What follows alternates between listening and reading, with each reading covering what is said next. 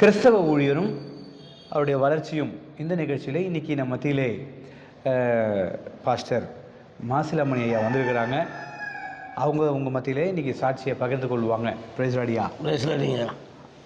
ஐயா, நீங்கள் ரட்சிக்கப்பட்ட முன்னாடி எப்படி இருந்தீங்க, எப்படி ரட்சிக்கப்பட்டீங்க, இன்றைக்கி ஊழியக்காரட்டி எப்படி இருக்கிறீங்க, 3 விஷயத்தை ஷேர் பண்ணிங்க.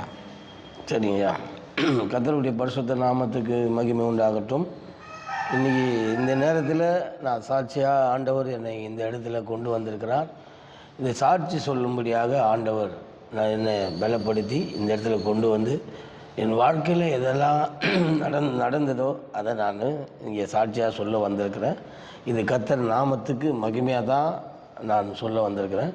கர்த்தர் நல்லவராக இருக்கிறார், அவர் கிருபை என்றும் உள்ளது. இன்றைக்கி நான் என்னுடைய பேர் மாசிலாமணி. நான் புளியாந்தோப்பு பகுதியில் இருக்கிறேன். அங்கே நாங்கள் பாரம்பரியமாக ஒரு ஆண்டவர் அறியாத குடும்பத்தில் இருந்தோம். நான் எனக்கு தெரிஞ்ச நாள்லேருந்து ஆண்டவரை பற்றி அவ்வளோ தெரியாது. ஏன்னா நாங்கள் எங்கள் குடும்பமே ஃபுல்லாக இந்து குடும்பம் தான். ஆனால் இருந்தாலும் நாங்கள் ஆண்டவருக்கு அதாவது பக்தி அதிகமாக இருக்கும். எங்கள் குடும்பத்தில் எல்லா காரியத்தையும் நாங்கள் செய்வோம். ஆனால் கர்த்தருடைய காரியங்கள் எதுவும் எங்களுக்கு தெரியாது.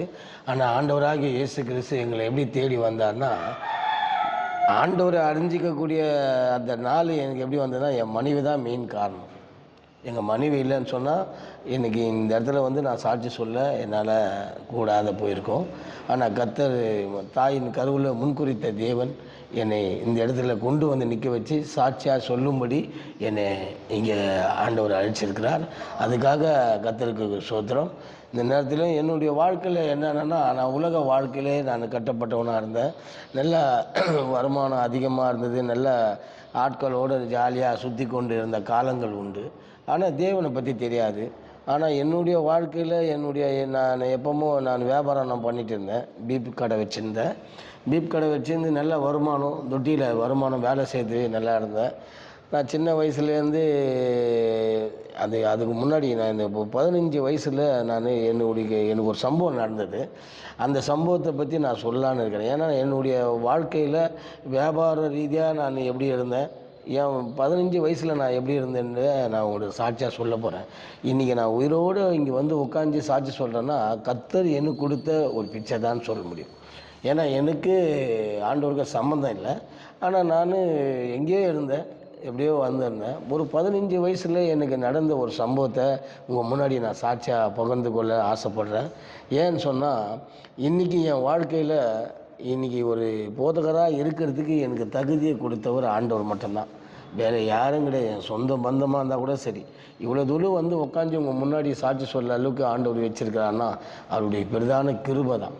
15 வயசில் நான் 15 வயசு இருக்கும். அப்போது நான் ஸ்கூல் படிக்கிற காலத்தில் ஸ்கூலில் ஞாயிற்றுக்கிழமை ஸ்கூல் லீவு. அந்த நேரத்தில் நான் என்ன பண்ணுறேன், ஸ்கூலில் பசங்க காத்தாடியெல்லாம் விடுறதை நான் வேடிக்கை பார்க்கறதுக்காக போனேன். போகும்போதோ என்ன ஆயிடுச்சுன்னா, எனக்குள்ளே அந்த காத்தாடியெல்லாம் எனக்கு விட தெரியாது. அவங்க விடுறவங்கள வேடிக்கை பார்க்கறதுக்காக நான் போவேன்.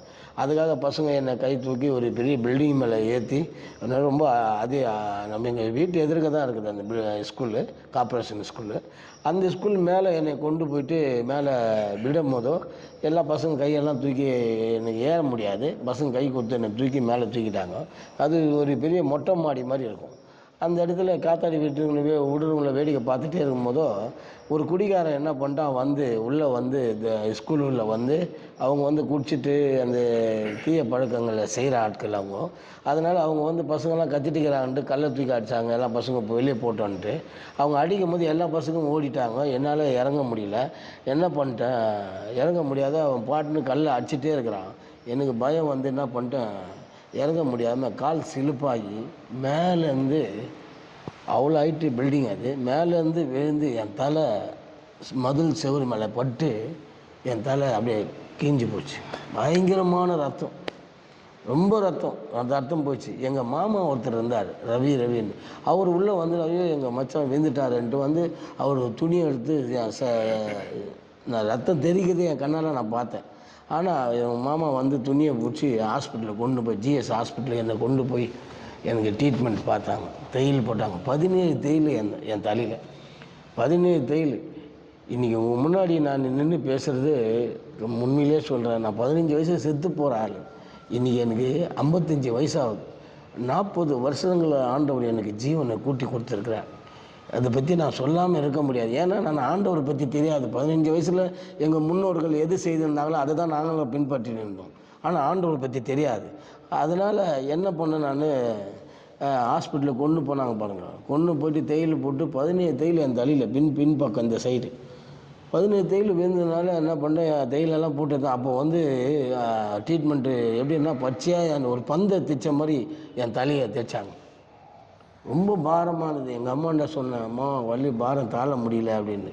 அப்புறம் என்னை கொண்டு வந்து வீட்டுக்கு இட்டுன்னு வந்துட்டாங்க. இட்டுன்னு வந்து ஒரு 30 நாள் ஆகிப்போச்சு. 30 நாள் ஆகும்போது அந்த தையல் பிரிக்கணும். அதனால் நான் சொன்னேன், அம்மாண்ட சொன்னேன், அம்மா அந்த கவர்மெண்ட் ஹாஸ்பிட்டலில் வேணாம், நம்ம ப்ரைவேட்லேயே நம்ம பிரிச்சிக்கலாமா அப்படின்னு சொல்லும் போதோ, சரிப்பா அப்படின்னு சொல்லிவிட்டு என்ன ப்ரைவேட்லேயே தையலை பிரிச்சுட்டாங்க. என்னை தையல் பிரித்த டாக்டர் கூட இன்றைக்கி அவர் இல்லை. இன்றைக்கி ஆண்டவர் என்ன வச்சிருக்கிறார். 15 வயசில் எனக்கு தையல் பிரித்த டாக்டர் அவர் இல்லை. இன்றைக்கி நான் இருக்கிறேன்னு சொன்னால் கர்த்தருடைய கிருபை தான். அப்புறம் அந்த தையலை பிரிச்சுட்டு நான் வீட்டுக்கு கொண்டு வந்தாங்க. நைட்டு ஒரு 1:30 மணி இருக்கும். என்ன ஆயிடுச்சுன்னா எனக்கு ஜென்னி எஃபெக்ட் ஆயிடுச்சு. ஜென்னி எஃபெக்ட் மாதிரி வந்து உடம்பெல்லாம் ஒரு மாதிரி ஆயிடுச்சு. படுத்துன்னு இருக்கும்போது அப்படியே தூக்கி போடும். அப்படியே ஹாஸ்பிட்டலில் தூக்கின்னு அர்ஜென்ட்டாக தூக்கின்னு போனாங்க. தூக்கின்னு போகும்போது என்ன பண்ணிட்டாங்க டாக்டருங்க, என்னை சேர்க்கலை. ஏன் சேர்க்கலைன்னு சொன்னால், தையல் போட்டது கவர்மெண்ட் ஹாஸ்பிட்டலில், நீ தையல் எங்கே பிரிச்சிங்க அப்படின்னு கேட்கும் போது நாங்கள் ப்ரைவேட்டில் பிரிச்சிட்டோம், பையன் பயப்படுறான்னால ப்ரைவேட்டில் பிரித்தேன், நீங்கள் ப்ரைவேட்டில் போய் பார்த்துங்கன்ட்டாங்க.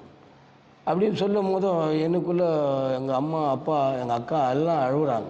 அதுக்கப்புறம் எங்கள் அப்பாவுக்கு மோர் மார்க்கெட்டில் எங்கள் பெரியப்பா கடை, மாமா கடை, சொந்தக்கார கடைங்கள்லாம் இருக்கும். அங்கே அள்ளிக்கொல்லைன்னு ஒன்று இருக்குது. அந்த அள்ளிக்கொல்லை தானே தான் கறி கடைங்கள்லாம் இருக்கும், பீஃப் கடைங்கள்லாம். அப்போ இந்த மெட்ராஸ் சிட்டிங்கில் அவ்வளோ கடைங்கள்லாம் கிடைக்காது. எல்லாம் அங்கே போய் தான் கறியெல்லாம் வாங்குவாங்க. அப்படி அந்த 15 ஒரு 40 வருஷம் கதை நான் சொல்கிறேன் உங்ககிட்ட. 15 வயசுடைய சம்பவம், எனக்கு என் வயசில் நடந்த சம்பவத்தை தான் சொல்லிட்டுக்கிறேன். அப்போது மோர் மார்க்கெட்டு, அள்ளிக்கோலம் அதெல்லாம் இருக்கும். அந்த இடத்துல அங்கே கறி கடை வச்சுக்கும் போது அந்த ஹாஸ்பிட்டலில் வேலை செய்கிறவங்கெல்லாம் எல்லாம் பச்சை கவுன் போட்டுன்னு தான் ஒர்க் பண்ணுவாங்க. அவங்கள அதில் 15-25 பேருக்கு ஒருத்தர் லீடராக இருப்பார். அந்த லீடரை என்ன பண்ணார், அப்பா போய் பார்த்து இதுமாரி பையனுக்கு இது மாதிரி ப்ராப்ளம் ஆகிப்போச்சு, நீங்கள் அட்மிஷன் போட்டு கொடுக்கணும்னு சொல்லி அப்பாண்ட சொல்லி அப்பா அவங்ககிட்ட சொல்லி என்னை இட்டுன்னு போய் அவங்க மூலியமாக தீனுக்கிட்ட பேசி எனக்கு அட்மிஷன் போட்டாங்க. போட்டு எனக்கு ஃபுல் ட்ரீட்மெண்ட்டு கொடுத்தாங்க ஹாஸ்பிட்டலில். கொடுக்கும்போது நைட்டு 1:30 மணி இருக்கும். பாத்ரூம் எழுந்து போனேன், சரிக்கு விழுந்தேன்.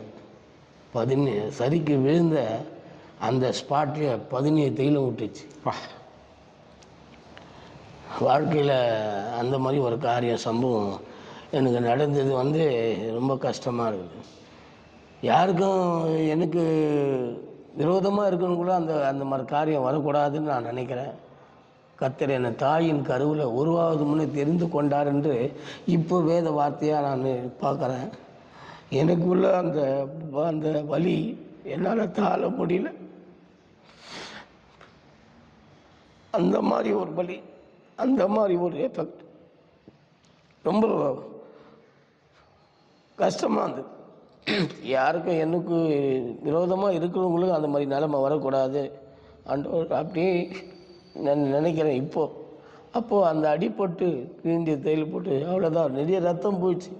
நிறைய பேர் டாக்டர்லாம் ஓடியாந்து, நர்ஸெல்லாம் ஓடியாந்து, நைட்டில் இருந்த நர்ஸெல்லாம் ஓடியாந்து ஏமா விட்ட. எங்கள் ஆயா மட்டும் தான் என் கூட இருக்கிறாங்க. எங்கள் அம்மா இல்லை, அக்கா இல்லை, யாரும் கிடையாது.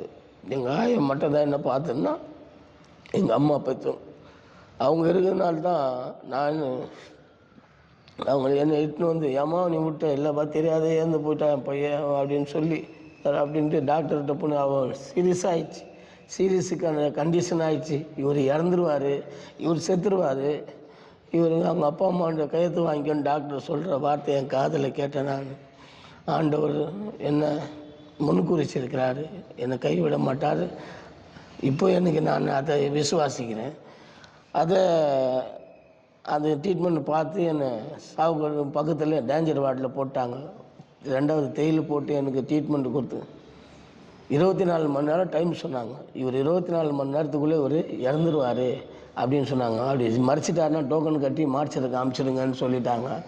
ஆனால் கர்த்தர் என்ன முன்குறித்திருக்கிறார், என்ன நோக்கத்தோடு இவ்வளோ நாள் நான் வாழ்ந்திருக்கிறேன்னு சொன்னால் அவருடைய கிருபை தான். இன்றைக்கி அவர் கனமான ஊழியத்தை செய்ய ஆண்டவர் கிருபை தந்திருக்கிறார். 15 வயசில் நான் செத்து போயிருந்தேன்னா அவருடைய அருமையை நான் பார்த்துருக்க முடியாது, அவருடைய காரியங்களை நான் செய்திருக்க முடியாது. ஆண்டவர் என்னை தாயின் கருத்தில் முன்குறித்த ஆண்டவர் என்னை கொண்டு வந்து அவருடைய ஊழியத்தை செய்யும்படி இன்றைக்கி ஊழியக்காரனை நிற்க வச்சுக்கிறார். 24 மணி நேரம் டைம் சொன்ன டாக்டரு அப்படியே 4 நாட்கள் கடந்து என்னை நார்மல் வார்டு 1 வருஷம் ஒரு ஜெயில் கைதியை போல் நான் அந்த ஹாஸ்பிட்டலில் ட்ரீட்மெண்ட் எடுத்து நான் 15 வயசில் அடிபட்டு போனேன். 16 வயசில் பரிபூர்ண சுகத்தோட பலத்தோடு ஆண்டவர் என்னை பரிபூர்ண சுகத்தை கொடுத்து என்னை வீட்டுக்கு கடந்து போக கர்த்தர் உதவி செய்தார். அவர் தான் எனக்கு எல்லாத்தையும் பார்க்குறாரு, எங்களுக்கு தெரியாது. ஏன்னா நாங்கள் உலக வாழ்க்கையில் வந்து குடும்பமாக இருந்தோம், ஆண்டவரை பற்றி தெரியாத குடும்பமாக இருந்தோம். இன்றைக்கி ஆண்டவர் எனக்கு அந்த ஜீவனை கொடுத்துருக்குது. இப்போ தான் எனக்கு தெரியுது, என்னை தாயின் வயிற்றிலே முன்குறிச்சிருக்கிறாரு. எந்த மரணம் வந்தாலும், எந்த உபத்திரம் வந்தாலும், எந்த பாடுகள் வந்தாலும் உன்னை நான் பாதுகாப்பேன் அப்படின்ட்டு சொல்கிற இந்த வார்த்தைகள்லாம் இப்போ தான் நான் எனக்குள்ளே அதை நான் நினச்சி பார்க்குறேன். ஆண்டவர் எனக்கு அவ்வளோ கிருபையாக என்னை காப்பாற்றி என்னை கொண்டு வந்து 16 வயசு வீட்டுக்கு வந்து பரிபூர்ண சுகத்தை பலத்தை கொடுத்து ஒரு குழந்தை எப்படி இருப்பாங்க. எனக்கு நான் இங்கிலீஷ் கான்வெண்ட்டில் படித்தேன். 1வதுலேருந்து 5வது வரைக்கும் நான் இங்கிலீஷ் கான்வெண்ட் சுரேஷ் கான்வெண்ட்டில் படித்தேன். நான் அவ்வளோ இருந்தேன், நல்ல ஞாபகம் சக்தி எல்லாம் இருந்தது. இப்போ எனக்கு அந்த அடிப்பட்டத்துலேருந்து சில ஞாபகம் மறந்துடுவேன் நான். அதனால் எனக்கு வந்து அதுக்கு உண்டான ட்ரீட்மெண்ட் எல்லாம் கொடுத்து இன்றைக்கி பரிபூர்ண சுகத்தை கொடுத்து எந்த வலிப்பும் இல்லை, எந்த வேதனையும் இல்லை. என் தலையில் 15 ஃபைட்டு நான் அடித்து வின் பண்ணிக்கிறேன் பாக்ஸிங்கில் 18 வயசில். 16 வயசில் நான் வீட்டுக்கு வந்தேன். 18 வயசில் ஒய்எம்சி பாக்ஸிங்கில் நந்தனம் கிரவுண்டில் 15 ஃபைட் அடித்து வின் பண்ணி 3 ஸ்டேட் வின் பண்ணிக்கிறேன். Junior state, novices, senior state 3 state win பண்ணி இன்றைக்கி ஆண்டவர் கிருபையால் நான் ரயில்வே அப்பாயின்மெண்ட் ஆக வேண்டிய ஆட்கள்.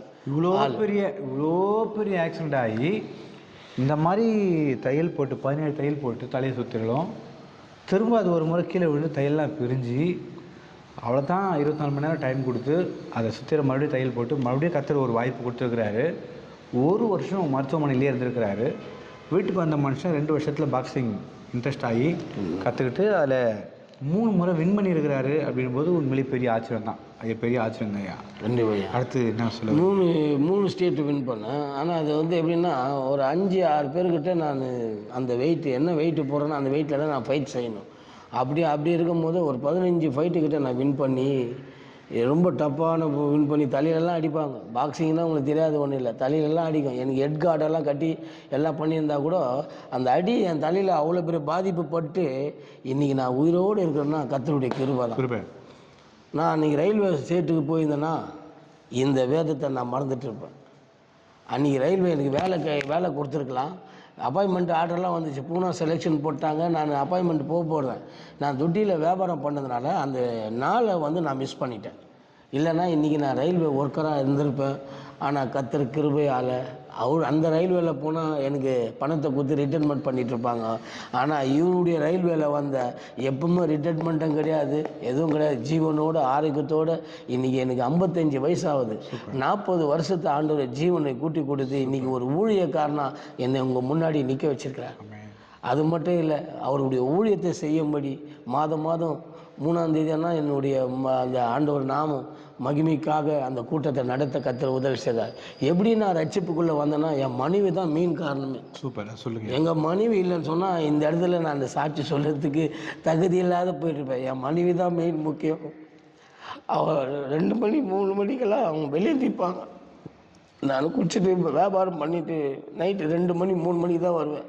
தேவையில்லாத ஆட்களோடு குடிச்சிட்டு தேவையில்லாத காரியங்களை நான் பண்ணிவிட்டு வருவேன் வீட்டுக்கு. என் மனைவி வெளியே காத்துட்டு இருப்பாங்க. எவ்வளோ பேர் நைட்டில் ரோட்டில் போவோம் வருவாங்களாம் பார்ப்பானுங்க. நான் ஒரு பொண்ணு தனியாக நிற்குது அப்படின்ட்டு பார்க்கும்போது தவறாக தான் நினைப்பான் அவன், தவறாக தான் நினைப்பான். அதோடைய அந்த பாதிப்பு யாரால் வந்தேன்னா என்னால் தான். நான் கரெக்டான நேரத்துக்கு வந்தோன்னே என் மனைவி வந்து நிற்க வேண்டிய அவசியம் இல்லையே.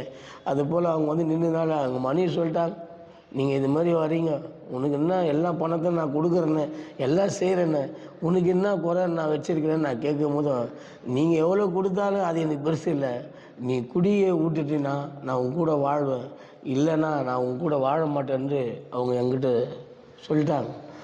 கட்டணட்டாக சொல்லிட்டாங்க. நான் எப்படி அதை குடிச்சே பழக்கம் நான் விட முடியாது. சிகரெட் பிடிச்சிருந்தேன், பாக்கு போட்டிருந்தேன், ஆன்ஸ் எல்லாம் சில காரியங்களுக்கு எல்லாம் சில தீய பழக்கங்கள்லாம் கற்று வச்சுருந்தேன். அது எப்படி என்னால் விட முடியும்னு தெரியல. இது விடுறதுக்கு உண்டான வழியே எனக்கு தெரியல. யாரும் எனக்கு சொல்லி கொடுக்கல, யாரும் என்னை நல்ல வழியில் நடத்த கத்துற உதவி யாரும் உதவி செய்யலை. ஆனால் அந்த நல்ல வழி யார் என்னன்னு தேடி பார்க்கும்போது தான் என் மனைவி மூலியமாக அந்த வார்த்தை வந்தது. இந்த மாதிரி நீங்கள் இந்த மாதிரி இருந்தால் நான் இருக்க மாட்டேன்னு சொன்னாங்க. நான் என் மனைவிக்கு நான் விரும்பி லவ் பண்ணி தான் நான் கல்யாணம் பண்ணோம். ஆனால் எங்கள் மனைவி எனக்கு ரொம்ப முக்கியம். அவங்க என்ன சொல்கிறாங்களோ அதை தான் நான் கேட்பேன். அவங்களுடைய வார்த்தையை நான் மீறி எதுவும் பண்ணலை. எங்கள் மனைவிக்கு நான் ரொம்ப அவங்க வார்த்தைக்கு நான் பயப்படுவேன். நான் கொஞ்சம் அவ்வளோ பெரிய பாக்ஸிங் வீரராக இருந்தாலும் என் மனைவிக்கு என் வார்த்தைக்கு எனக்கு கட்டுப்படுவேன். என் மனைவி வார்த்தை சொல்லணும், ஏதாவது ஒன்று சொன்னாங்கன்னா அது எனக்கு ரொம்ப பயமாக இருக்கும். அவங்க மேலே ஒரு மதிப்பு மரியாதை நான் வச்சுருக்கனால தான் இன்றைக்கி நான் ஒரு ஊழியக்காரனாக இருக்கிறேன். இன்றைக்கி என்னுடைய காரியங்கள்லாம் அவங்களுக்கு எல்லாமே தெரியும்.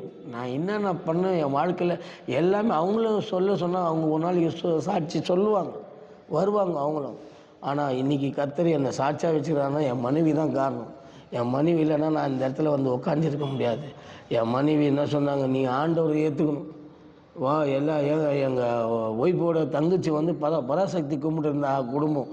அவங்க என்ன பண்ணுறாங்க, ஏசு சர்ச்சுக்கு